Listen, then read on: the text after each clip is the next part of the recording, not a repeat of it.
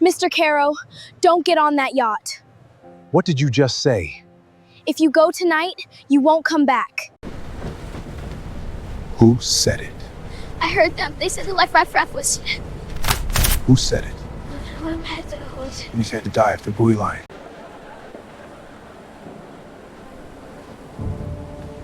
look tense.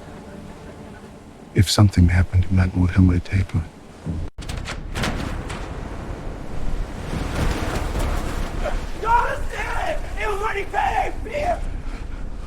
By who? Was any of it real? You want the truth? I chose the money, Desmond, not you. Trust is the most expensive thing we ever give away, and the easiest thing for someone close to us to quietly spend without our permission. The people who plan to hurt us rarely look dangerous. They look familiar. They share our home, our name, our calendar. Real safety isn't bought with money or power.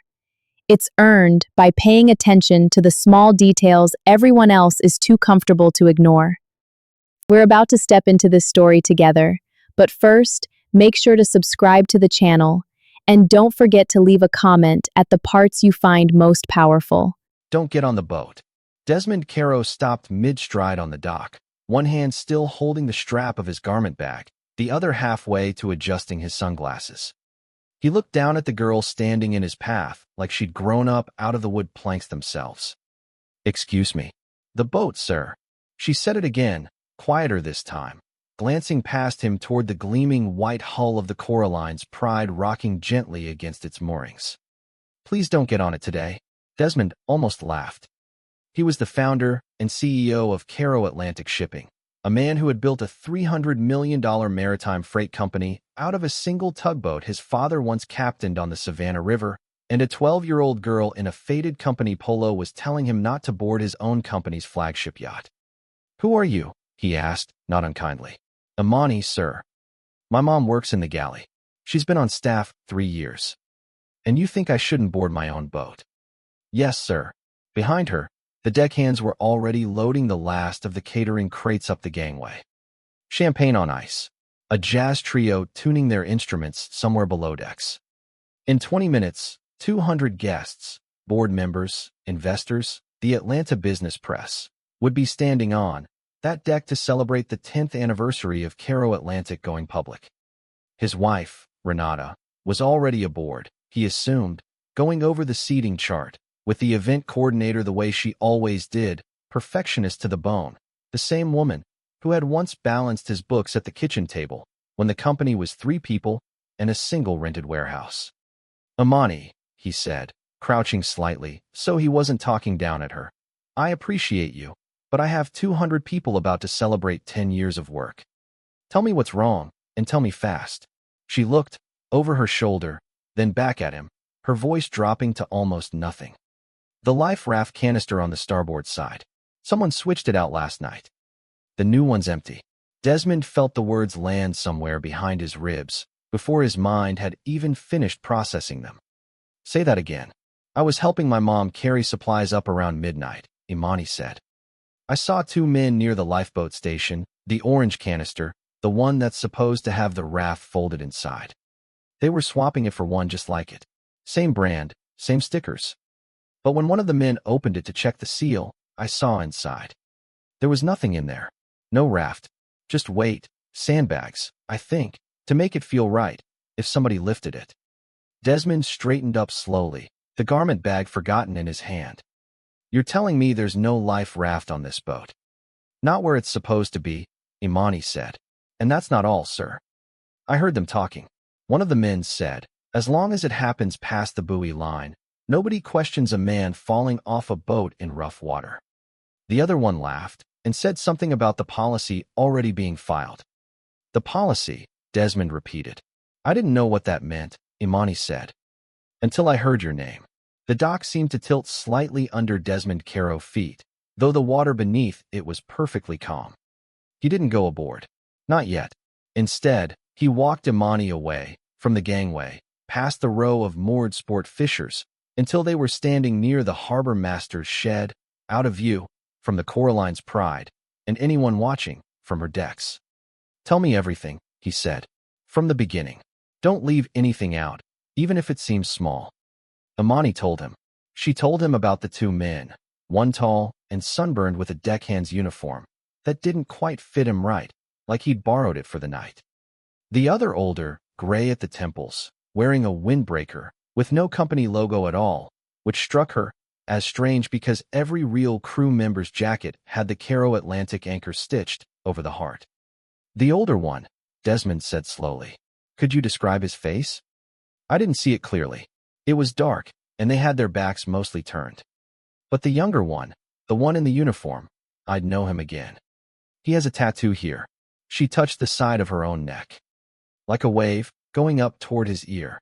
Desmond filed that away the way he filed away every operational detail that had ever crossed his desk in 18 years of building ships and contracts out of nothing, completely, permanently, without needing to write it down. Why did you come to me, he asked.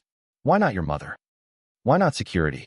Imani considered the question with the seriousness of someone twice her age. Because if I told my mom, and I was wrong, she could lose her job for raising trouble before the party. And if I told security, and one of them is the one who's lying, then they just make sure I never get the chance to tell you. So you came straight to the only person it couldn't hurt to be wrong about. Yes, sir. Desmond looked back toward the yacht, its white hull catching the late afternoon sun, the same vessel he'd christened 5 years ago, with his wife's hand wrapped around his on the bottle of champagne, the same deck, where he'd proposed a renewed set of vows on their 10th anniversary just last spring. Renata had cried that day. He remembered thinking it was one of the most honest moments of their marriage. Now he wondered if it had been honest at all. I need you to do something for me, Desmond said. Stay near your mother. Don't go back near that lifeboat station, and don't repeat what you told me to anyone. Not the crew, not your friends, nobody. Can you do that? Yes, sir. And Imani. He crouched again, so his eyes were level with hers. Thank you. You may have just done something I won't be able to repay. She shrugged, the way children do when they haven't yet learned to accept the weight of their own courage. My mom says the ocean doesn't care how much money you have. It only cares if you respect it. She paused. I don't think those men respect anything. Desmond walked back toward the gangway, with his phone already against his ear. Dale, he said, when his head of corporate security answered, I need you on the dock in 5 minutes, and I need you quiet about it. We've got 200 guests arriving in 20, sir. Is something wrong with the venue? Something's wrong with the boat, Desmond said. Don't board the Coraline yet. Meet me by the harbor master's shed. Dale Petrosky had run security for Caro Atlantic for 9 years, a former Coast Guard investigator who'd helped Desmond navigate 2 cargo theft scandals and 1 attempted corporate sabotage at the Savannah terminal. He arrived at the shed within minutes, his face already arranging itself into the careful neutrality of a man who had learned not to react until he had facts. Desmond told him everything Imani had said. Dale didn't interrupt once. You believe a 12-year-old, Dale said finally, over your own safety inspection logs. I believe what made sense the second she said it, Desmond said. Renata pushed hard for this venue. She insisted on this specific yacht instead of the Coraline's sister ship, which was already booked and available. She said it was sentimental, our anniversary boat. And now? Now I'm wondering whose idea the sentiment really was. Dale exhaled slowly, looking out at the yacht.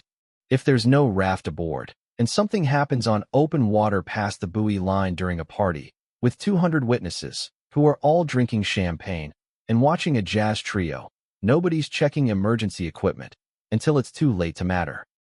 That's the plan, Desmond said quietly. Somebody wanted me on this water tonight, and they wanted to make very sure that if I went into it, I wasn't coming back out. Police? Not yet, Desmond said. If I call the Coast Guard right now, and they swarm this dock, whoever planned this disappears into the crowd, and I spend the rest of my life wondering who else was in on it. I want to know the size of this first. He looked at his watch. Get a man down to that lifeboat station before the catering crew finishes loading. Quietly, photograph the canister before anyone has the chance to swap it back. And the party? Desmond looked toward the gangway, where guests were beginning to arrive in small, laughing clusters, the men in linen blazers, the women in pale summer dresses, none of them aware that the boat they were about to board had been built, tonight, to take something from someone. The party happens, Desmond said, exactly the way it was planned. Nobody changes anything, nobody acts like anything is wrong. His jaw tightened. Except me. If you've ever had that feeling, the small voice telling you something is wrong, before your mind can explain why, you already understand what's coming next.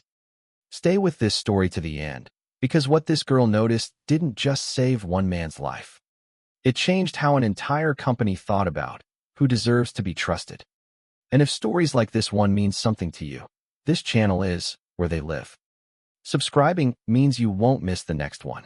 Desmond Caro had spent 20 years building a company on a simple principle.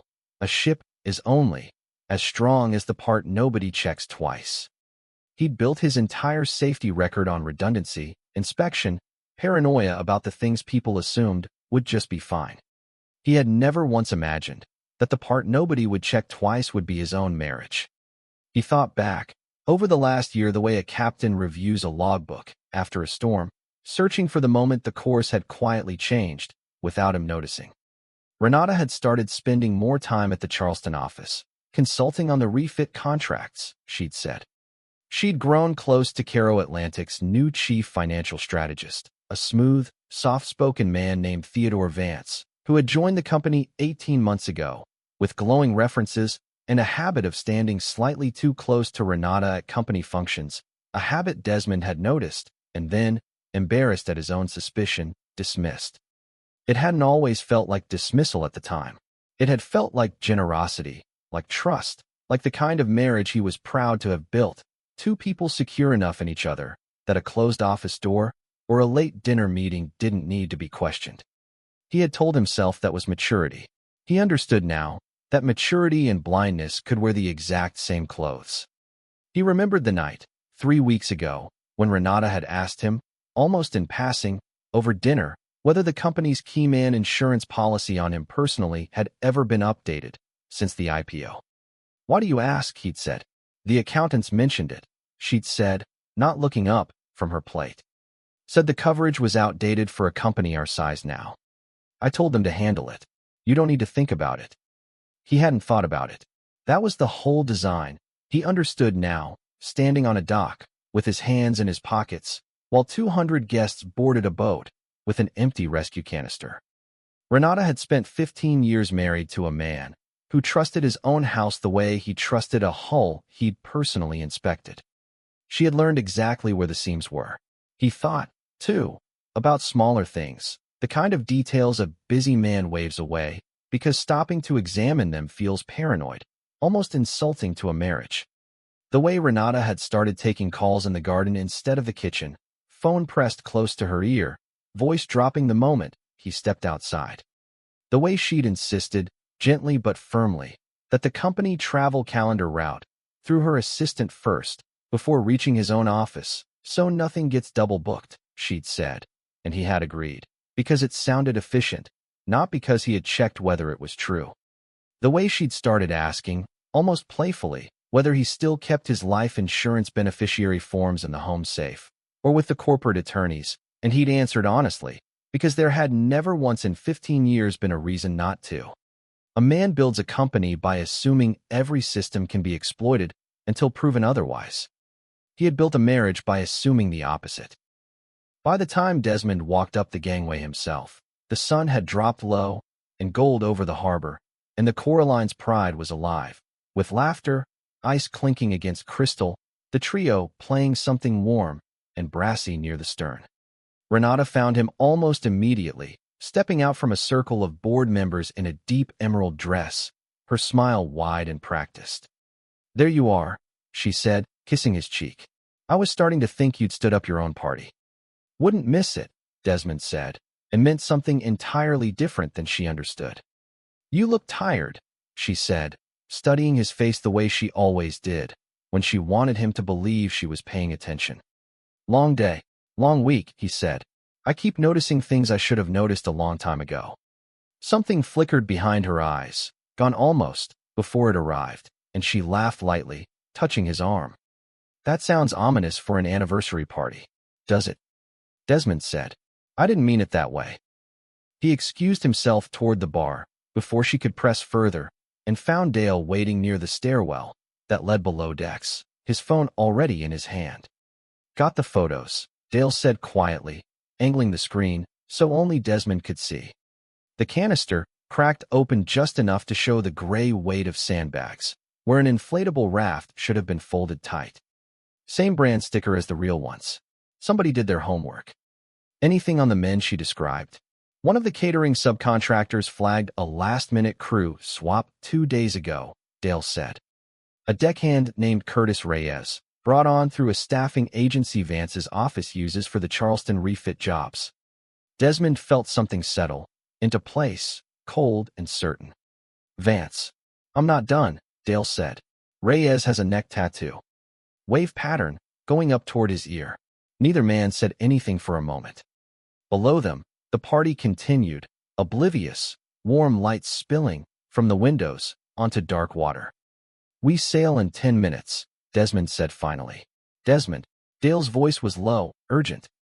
We pull the Coast Guard in now. We don't need to be on open water to make this case. If I cancel this voyage, with no explanation, Vance and Renata know I know, Desmond said. And then this becomes a story about a paranoid husband instead of a conspiracy with evidence. I need them to believe the plan still works. He looked out at the dark water beyond the harbor mouth. I need them to try. That's not a plan, Dale said. That's bait. Then we make sure the trap is stronger than the bait, Desmond said. Get 2 of your men in catering uniforms. I want eyes on that lifeboat station the entire crossing. And get the Coast Guard auxiliary on standby just past the buoy line, off comms, no lights, no radio chatter, that anyone aboard could catch. Dale studied him for a long moment, then nodded once, the way men nod when they've decided to trust someone past the point where trusting feels comfortable. And the girl? Dale asked. Imani. She and her mother get off this boat before we leave the dock, Desmond said. Whatever happens out there tonight, that child has done enough. He found Imani below decks near the galley, helping her mother stack trays of canapes that had already been served twice over. He asked the mother, a soft-spoken woman named Patrice, for a moment alone with her daughter, and Patrice, sensing something in his face she didn't yet understand, agreed without question. You and your mother are leaving the boat before we cast off, Desmond told Imani. Both of you. I've arranged a car. Did I do something wrong? Imani asked, and for the first time since the dock, Desmond saw fear cross her face. Not fear of the men she described, but fear of having overstepped, of having cost her mother a job for nothing. No, Desmond said firmly. You did everything right. That's exactly why you're getting off this boat. Whatever happens out there tonight isn't something a child should be anywhere near. She studied him, working something out behind her eyes. You believe me. I believed you on the dock, Desmond said. Everything since then has just been proving it. He crouched to her level one more time. Your mother told me you draw. Do you still have your sketchbook with you? She nodded, pulling a small spiral notebook from her bag. Before you go, Desmond said, I need you to do one more thing. Draw the tattoo you saw, as close as you remember it. Every detail. It might matter more than you know. She worked quickly, the pencil moving in short, certain strokes, and when she handed him the page, the wave pattern climbing toward a small drawn ear was unmistakable, clean enough that Dale, standing a few feet away, let out a low breath. That's good enough to put in front of a judge, Dale murmured. Desmond folded the page carefully and placed it inside his jacket, against his chest, like something that needed to be kept warm. Thank you, he told Imani, for all of it. My mom says the ocean doesn't lie, Imani said quietly. Even when people do. She hesitated at the top of the gangway, looking back once at the deck, where the party lights glowed warm against the coming dark. Mr. Caro, she said, be careful out there. I will, he said, and watched her go, a small, steady figure walking down toward a waiting car, while 200 unknowing guests laughed behind her. The Coraline's Pride cast off at 8:15, sliding out past the breakwater, into the wide dark stretch of the Savannah Sound, lights strung along her railings, laughter drifting out, over water that had gone the color of slate. Desmond stood at the stern rail, with a glass of champagne he had no intention of finishing, watching the harbor lights shrink behind them, feeling Renata's hand find the small of his back the way it had 1,000 times before. 10 years, she said softly, looking out at the water beside him. Do you remember what you told me the night we bought our first boat? The little one, before any of this? I told you I'd build you something bigger one day, Desmond said. You did, she said, and there was something in her voice that might have been pride or grief or both at once, layered so deep even she couldn't separate them anymore. He looked at her profile in the string lights, the woman he had loved across 15 years of long nights and longer silences, and he understood, with a clarity that felt almost peaceful, that whatever she had become capable of, some part of what she said tonight was still true. That was the part that hurt the most. Renata, he said, if something happened to me out here tonight, would you be all right? She turned to look at him, and for one unguarded second, her face went somewhere he had never seen it go before. Not surprise, not love, something colder, something already grieving a man who was, as far as she knew, already as good as gone. Why would you ask me something like that? She said, recovering quickly, laughing it off, touching his face. Don't talk like that. Not tonight. You're right, Desmond said. Bad timing. He excused himself toward the bar a moment later, his hands steady, his heartbeat anything but. Near 9:30, past the buoy line marking the edge of protected harbor water, the boat began to roll more deeply, with the open swell, and the captain, a longtime Caro Atlantic employee, with no idea what was unfolding 3 decks below his wheelhouse, announced, over the intercom, that they'd anchor briefly for the toast and fireworks display before turning back. Theodore Vance found Desmond near the stern as the engines cut to idle. Quite a night, Vance said, his voice smooth, as poured oil, a glass of scotch loose in his hand. 10 years. You should be proud. I am, Desmond said. Renata tells me the insurance restructuring finally went through clean, Vance said, watching Desmond carefully over the rim of his glass. Keyman policy, fully updated. Smart of you to finally take care of that. A man in your position can't be careless. No, Desmond agreed. He can't. Somewhere below the waterline, near the starboard lifeboat station, 2 men in borrowed uniforms were watching the swell build, waiting for the moment when 200 drunk, happy guests would be looking toward the fireworks instead of toward the rail, waiting for a businessman who trusted his own ship to step close enough to the edge. What they did not know, what Theodore Vance, smiling into his scotch, did not know, was that Dale Petrosky's 2 men were standing 8 feet from that canister in matching catering jackets, and that an unmarked Coast Guard auxiliary vessel was running dark less than half a mile off the Coraline's port side, and that a folded pencil drawing of a wave-shaped tattoo was sitting against Desmond Caro heartbeat inside his jacket pocket, and that the man they had paid to make a CEO disappear had been photographed, identified, and was, at this exact moment, already being quietly detained below decks by 2 men who had boarded as deckhands and left their uniforms unbuttoned just enough to reach what they needed to reach. Curtis Reyes, Dale said calmly, one hand closing around the younger man's arm, before he'd even processed that the deckhand standing beside him wasn't a deckhand at all. You're going to come, with us, quietly, and you're going to start talking about who's paying you, because the man whose boat this is already knows everything except your price. Reyes's face went the color of the deck plating. He did not run. There was nowhere on open water to run to. This is the part of the story where most people would have either panicked or gone in swinging. Desmond did neither, and that's exactly why what happens next works. If you want to see how patience becomes its own kind of power, keep watching, and if this is the kind of story that keeps you thinking after it ends, subscribing is the easiest way to make sure the next one finds you. On the upper deck, Desmond set down his glass. Theodore, he said, walk with me for a moment. There's something on the bow I want you to see. Vance hesitated, barely, almost nothing, the smallest catch of breath a careful man allows himself, before agreeing to something he suddenly isn't sure about, and then followed, because refusing would have meant admitting he had a reason to refuse. They stood at the bow rail together, the fireworks not yet started, the harbor lights a thin gold smear far behind them, the black water slapping gently against the hull below. "You restructured my insurance policy," Desmond said, not turning to look at him. 18 months after you joined my company. 6 weeks before my wife suggested this exact yacht for this exact party, on this exact stretch of water, past this exact buoy line. Vance's voice, when it came, had lost some of its polish. "Desmond, I don't know what. There's no raft in the starboard canister," Desmond said. "There's sandbags. Cut to wait. A girl who works in your galley watched a man named Curtis Reyes load it last night, and watched him do it, while wearing a uniform, from the staffing agency your Charleston office contracts. She drew his tattoo for me an hour ago. It's a very good drawing." The silence that followed had weight to it, the particular silence of a man watching every door in a room close at once. "He's already talking," Desmond added quietly. He started the moment he understood nobody was coming to save him.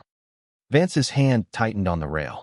For one long moment, Desmond thought the man might actually go over it himself, whether by impulse or by calculation, it was impossible to say. Instead, 2 of Dale's security officers stepped out from the shadow of the deck house, and the moment closed instead into something quieter and far more permanent. "Mr. Vance," one of them said, "we'd like you to come with us." Renata found Desmond alone at the stern 20 minutes later, after the first murmurs had started moving through the party like a current beneath still water, security pulling aside 2 members of the catering staff, the strange tension on the faces of men who usually smiled for a living. "What's happening?" she asked, and for the first time all night, her composure had a crack running straight through the center of it. "Sit with me," Desmond said. She didn't sit. She stood very still, the wind pulling at the hem of her dress, watching his face the way a person watches whether they can no longer outrun. "I know about the policy update," Desmond said. "I know it went through 6 weeks ago, right around the time you started insisting on this boat instead of the sister ship that was already booked. I know about Theodore. I know about the raft that was never going to open if I went over that rail tonight." He finally turned to look at her. "I know about all of it, Renata. The only thing I don't fully understand is why." She didn't deny any of it. That, somehow, was the part that broke something loose in his chest. Not a scream, not tears, just the quiet collapse of a woman who had run out of road to keep pretending on. 15 years, she said finally, her voice flat and exhausted in a way he had never heard from her. 15 years building this company beside you, and my name is on nothing. Not the patents, not the shipping contracts, not a single share that isn't routed through some trust one don't control.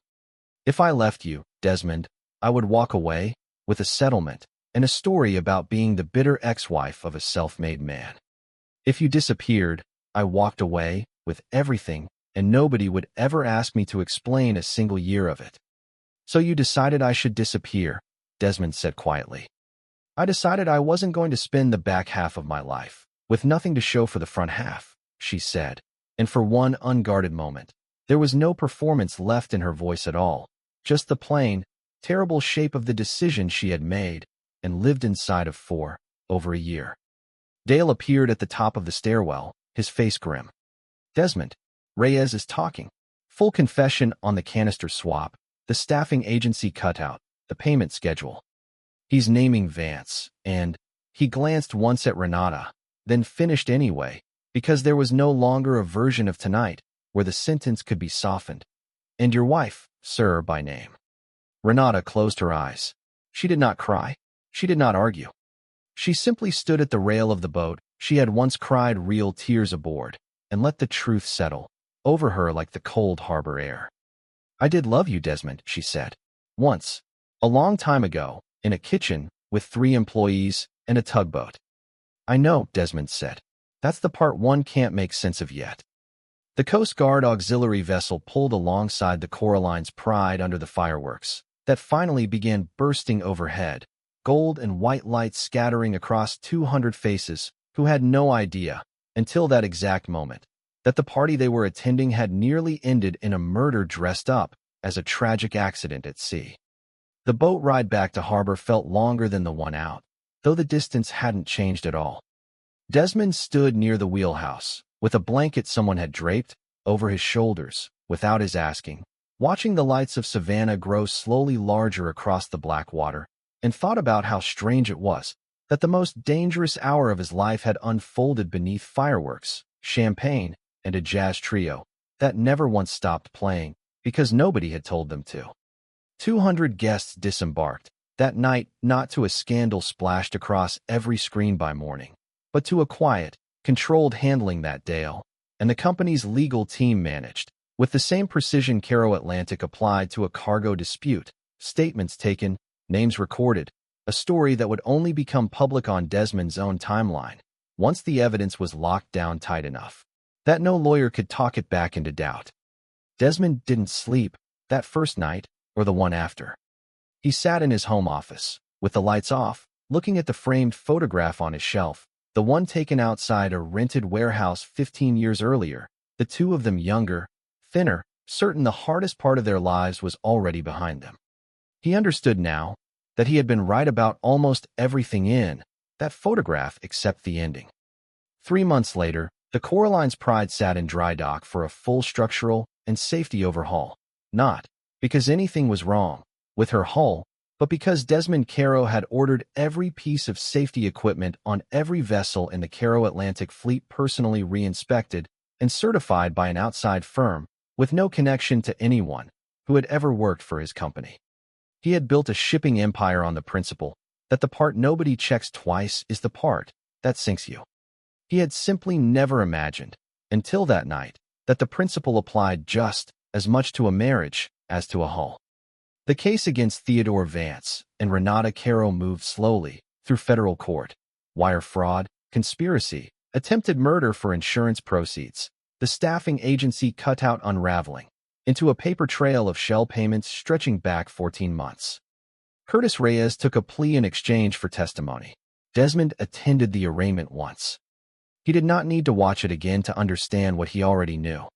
He sold the Charleston office's lease 6 weeks after the arrest and moved that division back under his own direct oversight, a decision the board called overdue, and Desmond, privately, called overdue by about 18 months.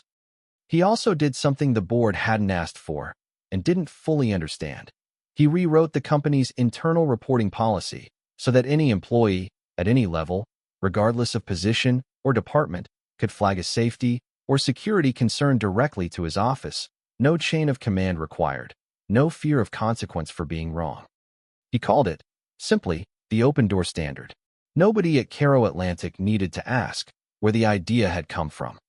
Most of them had heard, by then, some version of the story of the girl on the dock. On a clear Saturday morning in late autumn, Desmond drove down to the marina himself, no driver, no assistant, and found Patrice in the small office near the fuel dock, where Caro Atlantic kept its shoreside staff records. "I have something for your daughter," he said. Imani was down at the end of the dock, sitting on an overturned crate, with her sketchbook open on her knees, drawing the gulls circling over the fuel pumps. She looked up when Desmond approached, unsurprised, the way a person looks up when they've already decided someone is trustworthy and don't need to relearn it every time. "Mr. Caro, you don't have to call me that," he said, sitting down on the crate beside hers, the way he'd never once sat down on company property before all of this began. "What are you drawing today?" She turned the sketchbook so he could see.